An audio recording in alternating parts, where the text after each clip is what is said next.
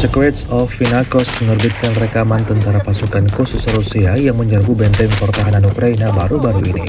Rekamannya kemudian ramai beredar di media sosial Telegram Rabu 2 Oktober 2024. Disebutkan dalam keterangan unggahan, peristiwa ini berlangsung di arah Kupiansk. Pasukan khusus Rusia dengan keberanian penuh bergerak maju menembaki tentara Ukraina yang berlindung di dalam parit. Misi pengurangan personel musuh secara konsisten terus dikerjakan militer Rusia. Hingga video ini beredar, beragam komentar dituliskan warganet.